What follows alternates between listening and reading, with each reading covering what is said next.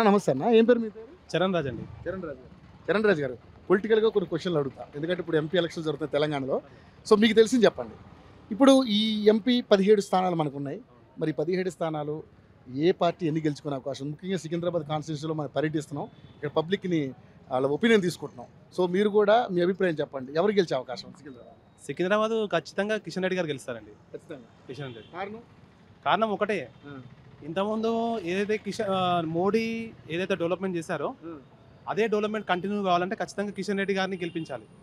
And ఆయన గెలిపిస్తారు public కూడా. వాళ్ళ నోట్లో ఒకటే, మా దేశంకి సెక్యూరిటీ కావాలి. సెక్యూరిటీ కావాలంటే బలమైన స్థాన బలం ఉండాలి. లోకల్ ఉన్న ఎంపీ కూడా ఒక మంచి వ్యక్తి అని ఉండాలి. వేరే పార్టీ నుంచి వచ్చి ఆ పార్టీల నుంచి ఈ పార్టీల నుంచి తిరిగి ఒకటే పాయింట్ ఆఫ్ వ్యూలో పోతారు కొంతమంది. కానీ కిషన్ రెడ్డి ఫస్ట్ నమ్ముకున్న పార్టీ అదే, లాస్ట్ వరకు ఉన్నాడు అదే సింప్లిసిటీ మెయింటైన్ చేస్తాడు, పబ్లిక్ నుంచి కలిసి తిరుగుతాడు. కానీ ఇప్పుడు కాంగ్రెస్ కూడా, మనకి ఇక్కడ అధికారంలో కాంగ్రెస్ ఉంది, ఏ కాంగ్రెస్ ఎఫెక్ట్ ఏముండదా పెద్దగా? నేను తప్పుగా అనుకోకండి, మన సారు దానం నాగేందర్ గారు ఒక పార్టీ నుంచి గెలిచి ఎమ్మెల్యేగా ఉన్నాడు. దానికి రిజైన్ చేయకుండా ఇంకో పార్టీ నుంచి కాంగ్రెస్ నుంచి ఆయన ఎంపీ నిలబడుతున్నాడు. ఇది ఎంతవరకు న్యాయమో ఆయనకే తెలుసుకోవాలి, పబ్లిక్ తెలియదండి.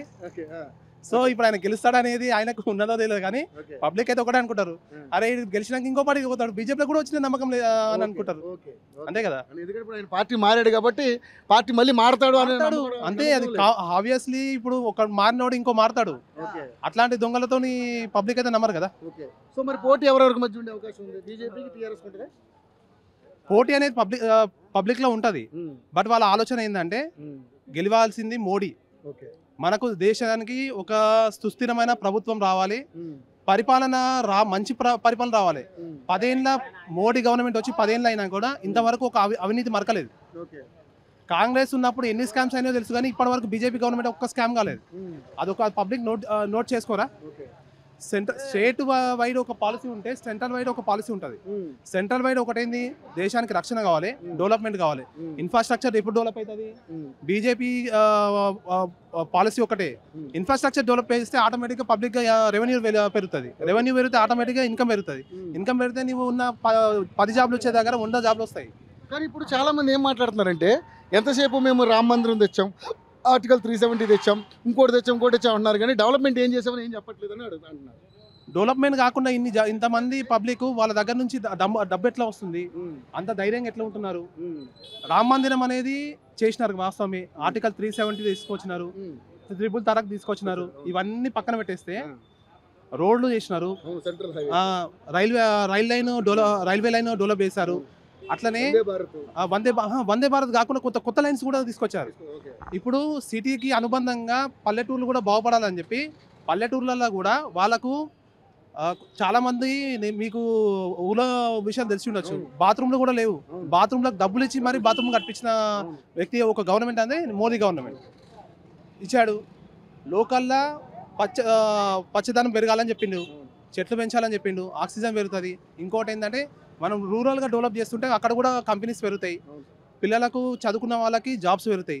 జాబ్స్ పెరిగితే వాళ్ళ ఫ్యామిలీస్ కూడా మంచి ఆర్థికంగా స్థిరపడతారు. సో మొత్తానికి అయితే ఈసారి బీజేపీకి పక్క అవకాశం ఉంది. సెంట్రల్ లెవెల్లో బీజేపీ ఉండాలనేది కామన్ పబ్లిక్ పాయింట్ ఆఫ్ వ్యూలో ఉంటుంది. 100% కిషన్ రెడ్డి గారు గెలుస్తారండి. ఎందుకంటే 2 లక్షల మెజార్టీ ఖచ్చితంగా ఉంటుందని అనుకుంటున్నాం. ఎందుకంటే వేరే పార్టీకి, ఎందుకంటే పద్మారావు గారు ఉన్నారండి, ఆయన ఎమ్మెల్యేగా ఉన్నప్పుడు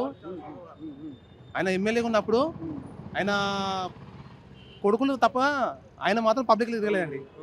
సో కిషన్ రెడ్డి గారు ఒక్కరే తిరిగారు. ఏదైనా పబ్లిక్లీ కలిసేది ఉంటే వాళ్ళ కొడుకులను కలవాలి, తర్వాత ఇంకోళ్ళని కలవాలి. కిషన్ రెడ్డి గారు అట్లా కాకుండా డైరెక్ట్ కలిసే ఛాన్స్ ఇచ్చారు. Compulsory. Thank you sir, thank you so much.